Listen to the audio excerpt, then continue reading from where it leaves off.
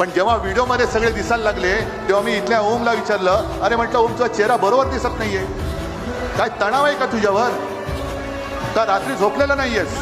नाही माझं सगळं बरोबर आहे, मी माझं काय बरोबर आहे सगळं. पण त्याच वेळेला माझ्या मनामध्ये पाल चुकली, याचा चेहरा साफ नाहीये, याचा चेहरा साफ नाही, याच्या मनामध्ये पाप आहे.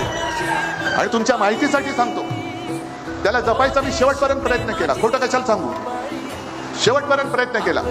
अगदी आदल्या रात्री मध्यरात्री 1:30 वाजता 1:45 वाजता कैलासला आणि वरुणला मी त्याला भेटायला पाठवलं होतं आणि त्याला फोनवरती म्हटलं होतं की बघ ओम, मला ओम राजे पाहिजे, त्याला खासदार पाहिजे, निर्णय तू घे. मी माणसं जपणारा माणूस आहे. एक संजय राऊत आहेत, अनिल देसाई, अरविंद सावंत आणि चौथा आपला कट्टर निष्ठावंत राजाभाऊ वाजे, नाशिकचे खासदार. मानलं पाहिजे तुम्हाला. आणि आत्ताची जी काय कर्ज माफी, पहिला शब्द लक्षात घ्या, मी कर्जमुक्ती म्हणतो कारण माझा शेतकरी हा राजा आहे, अन्नदाता आहे.